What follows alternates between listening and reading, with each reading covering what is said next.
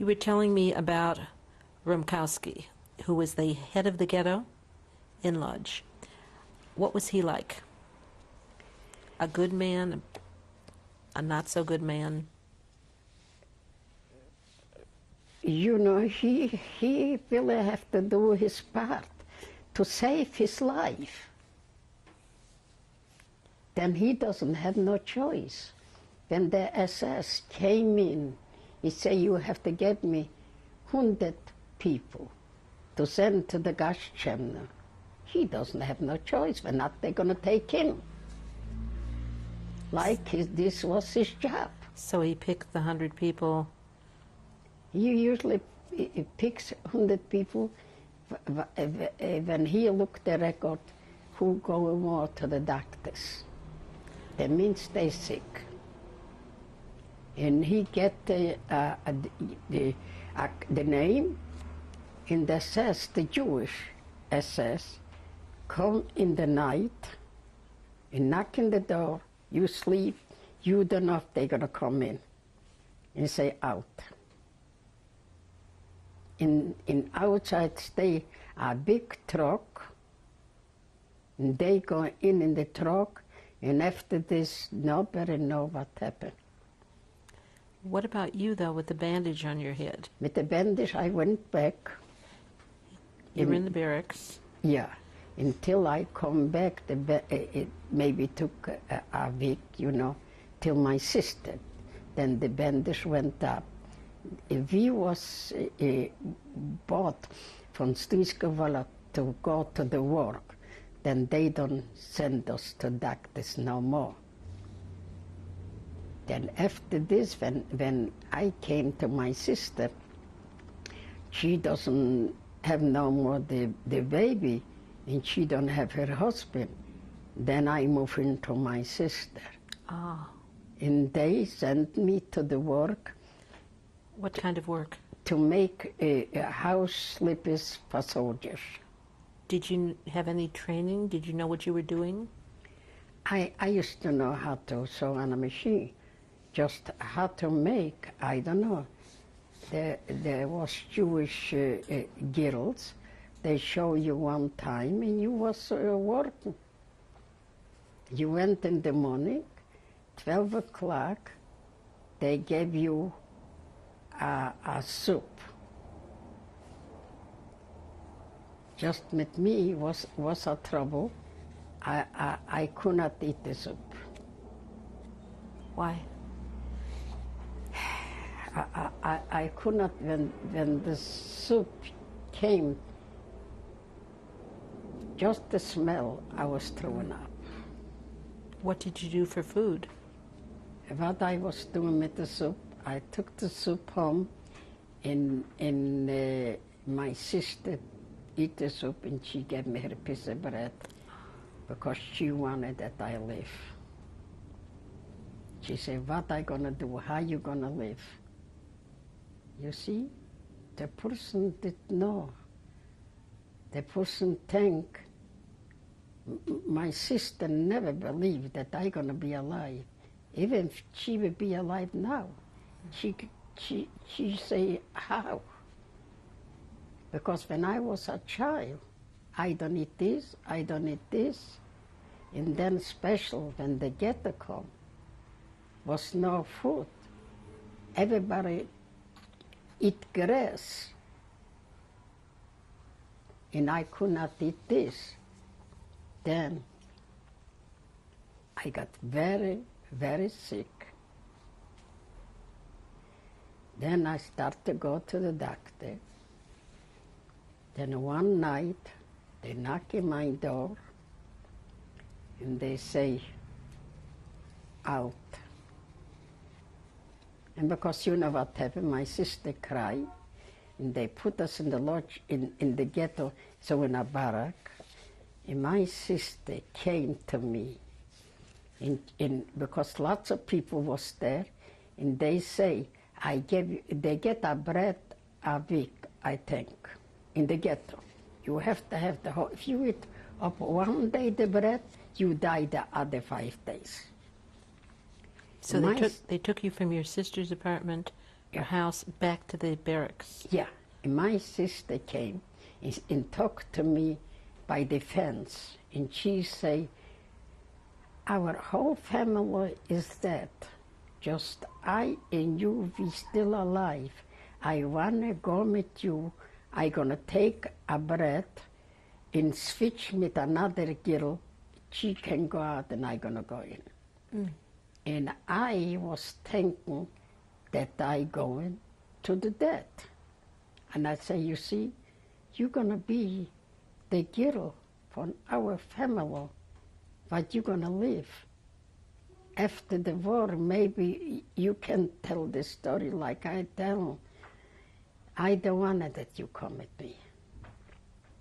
She don't came with me. I stayed there one time. Did you know what Purim is? Purim. Purim. Yeah. Right. I say Purim, you say Purim. Purim. The holiday. They took us to the train. I don't know which train this was, or to go to the gas chimney, or to go to the work. The Englander bombardiert the train, and we have to go back to the barrack. You know what we say? We say this is God make a miracle that we're gonna be alive. 2 days later, they took us to Częstochow. Częstochow, I think this was in Poland, not in German. Can you spell that? Częstochowa, yeah. They call in Polish Częstochowa, yeah. Spell it if you can. C-E-S-T-O-W-A,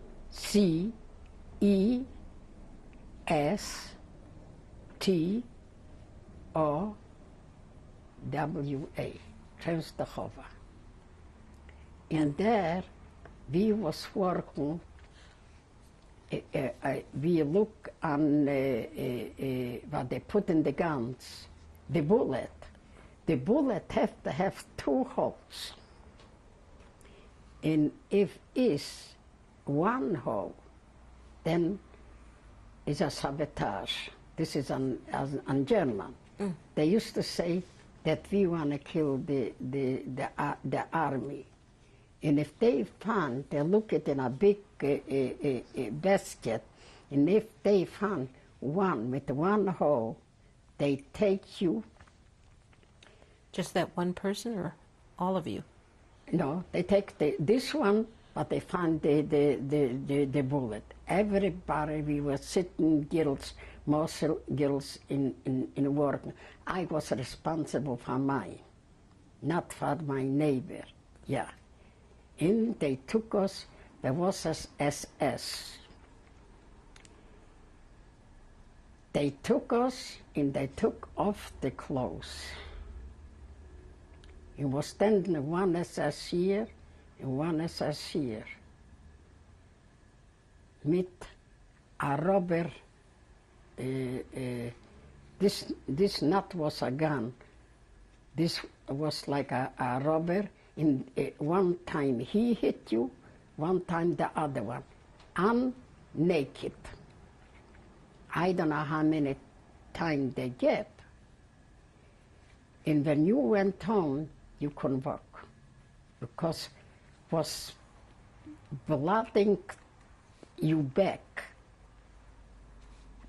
Because one time they found in my basket and they took me there. In this day, they hit lots of girls, and they was tired. And when they came to mine, go in, that they want to beat me, he asked me in German, what you doing here? I told him, I don't know. He answered me, if you don't know, I don't know either, you go back. Ooh. I said, this was a miracle for my mother. My mother was standing behind me. If they would do this to me, believe me, I will not be alive. because I'm not a strong person. This was, I think, I bet you 1944. And I was there in this place. Then they sent us to another place. Well, just, I don't... With the bullets, with the munitions, if there was only one hole, I mean, was anybody trying to sabotage, or it was just a mistake? I don't think so that somebody tried sabotage. In other words, you just made a mistake and only had one hole instead of two.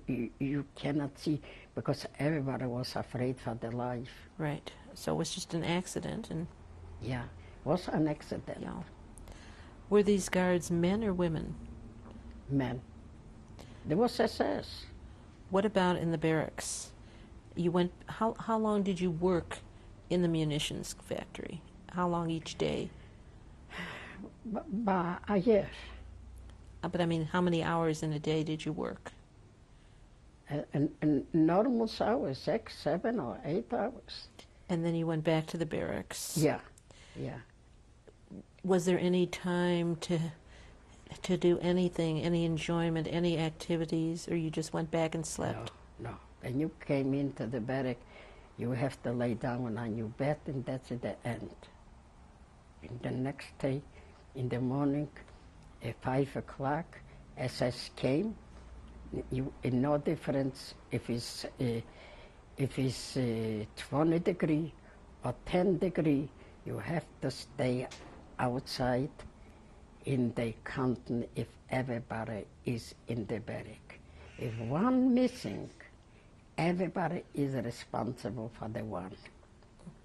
If they put 10 in the barrack, have to be 10. It happened one time, one missing, a girl, she came back. We were standing maybe about 3 hours outside.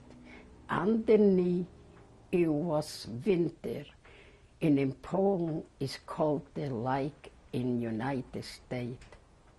Staying on your knee in the ice, with your hand up, till they find the girl.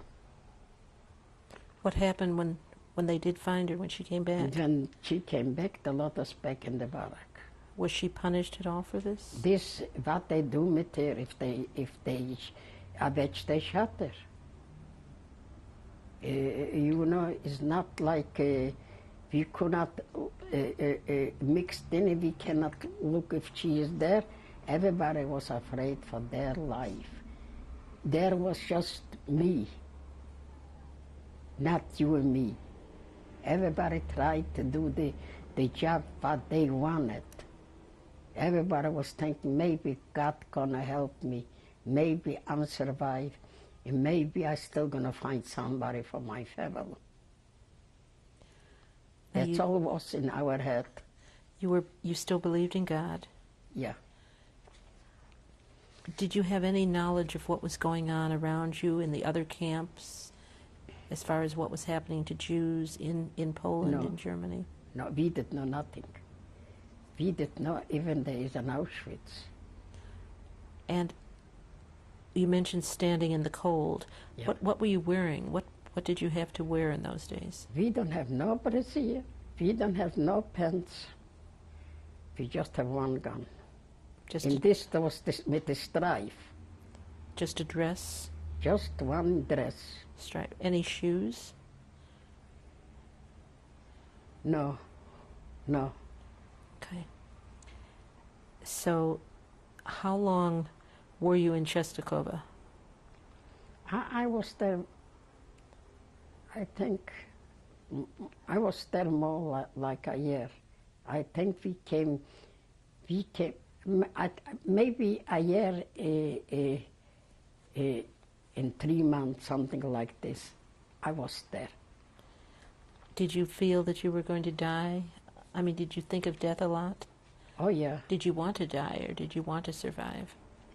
Nobody wanted to die. Let's say like this. Everybody was praying to God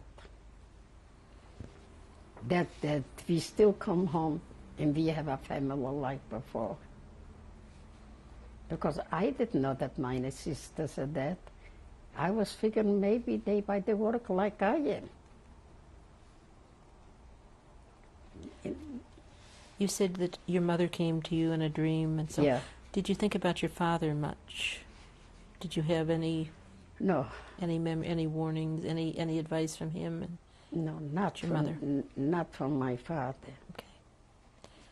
So then, at the end of the year, then what happened after? The end of Then they took you- the beginning of the year, 1955. 45. 1945, in 1945, I was in Trensterhof till 1955, beginning of the year. Wait a minute, not 55. You were in Czestochowa from 44 to 45. Yeah. And then in 45, they took you... Yeah, 45, I say 50. 45. And in 45, you went from Czestochowa to... Bergen-Belsen. Do you have any idea why they moved you from one to another? Yeah, because they say that the Russia coming. The Russian? Yeah. They say we have to go out from here because when the Russia gonna come in, they're gonna kill you.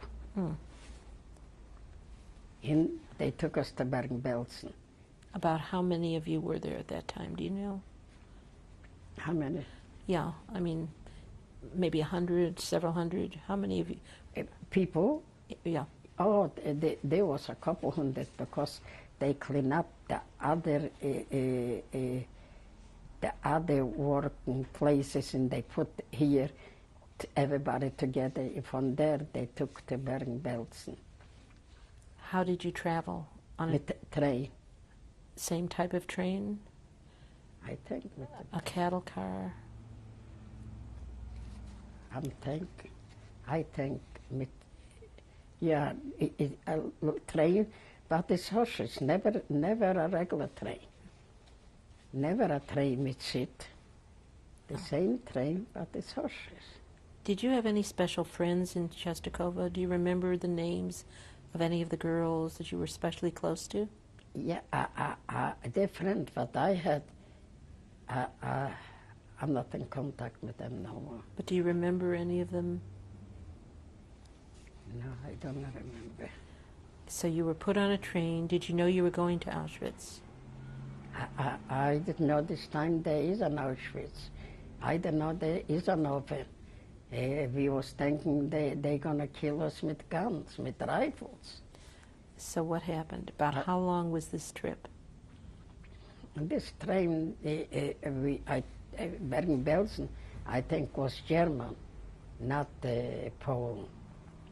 I really not maybe I have they in the letters of Bergen-Belsen.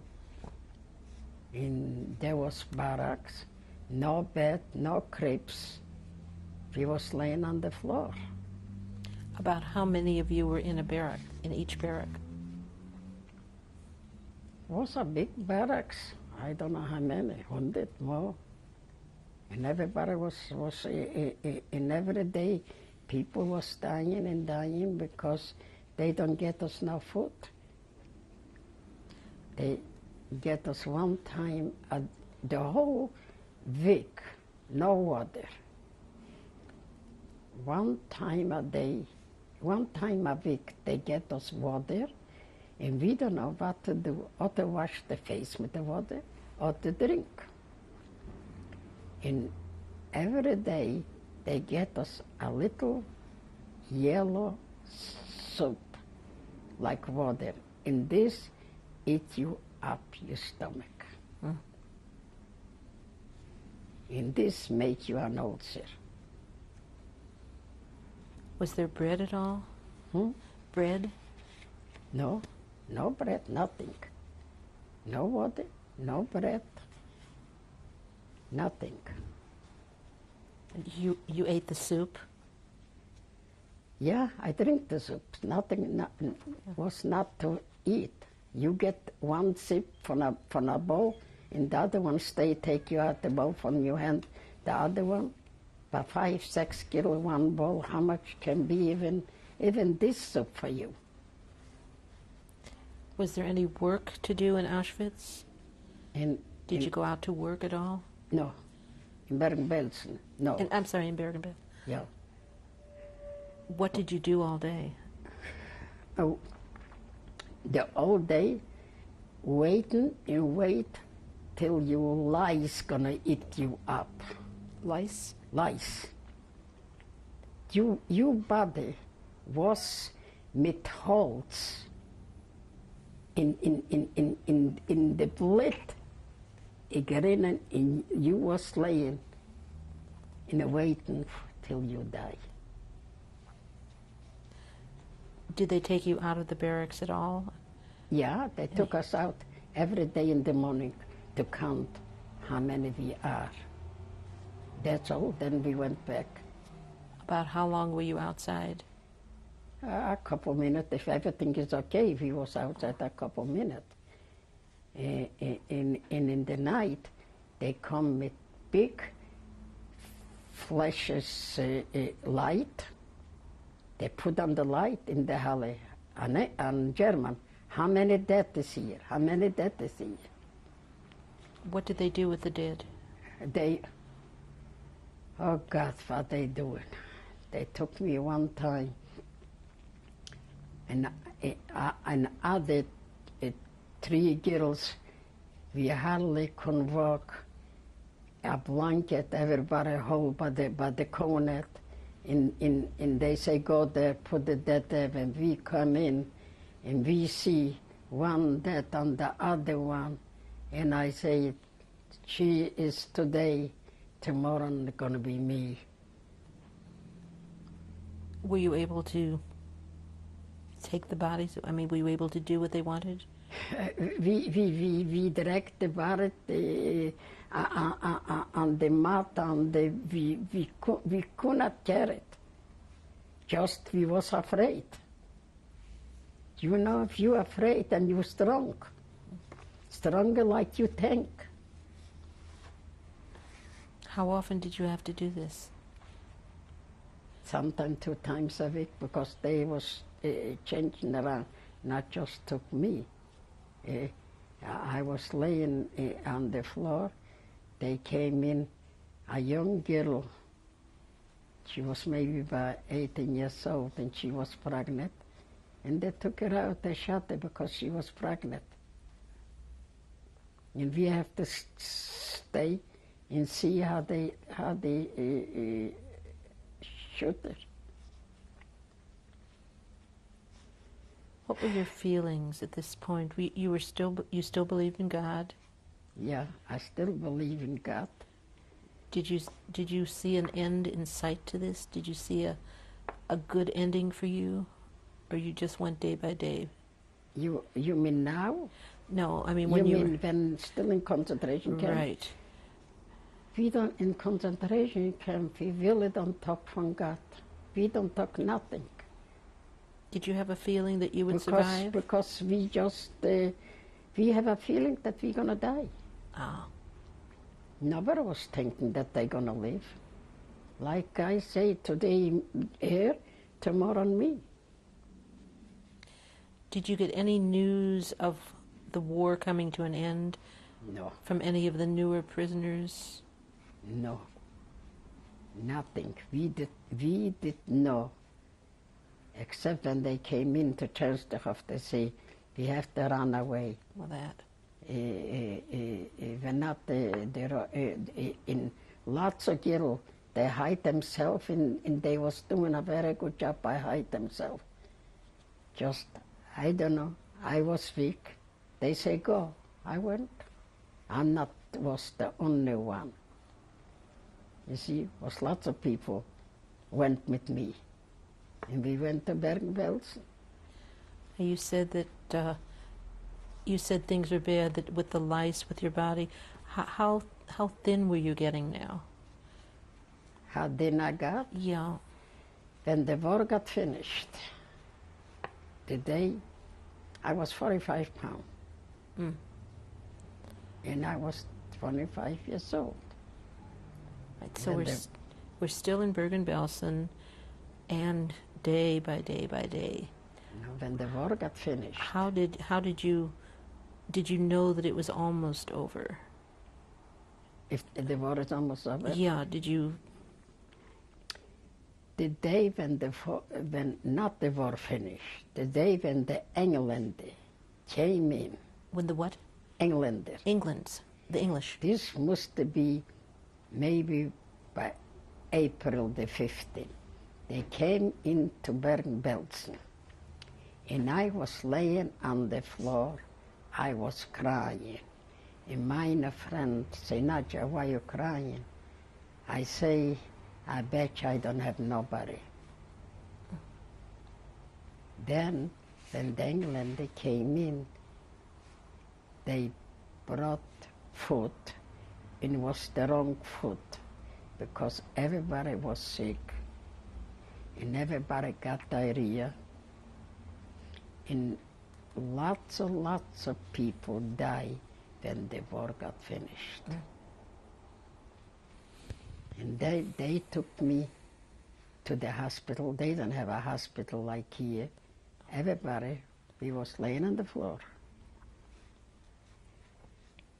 And I was maybe 3 months unconscious. I don't know my name.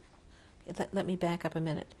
Did you realize the war was over? Did you realize these were English people, the English soldiers rescuing you? They came in, they say, you're free. The reason you realized that? Yeah, I was crying because I say, be free. I hope I find somebody from my family. Then I got very sick. My stomach got a bleeding ulcer, and I lost my conscience.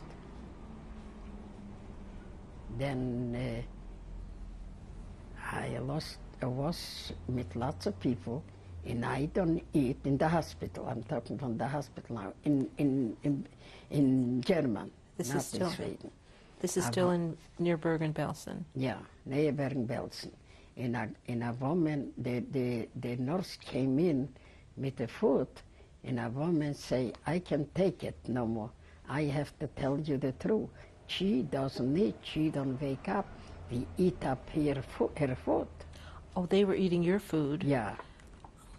Then a nurse say, from now on, we're gonna come in and we're gonna get the food. They start to feed me, then I start to come, not completely, But bit by bit. just I start to talking. If she will not say something, the reason I can say that God is still with me. I have lots of miracles that I'm still alive.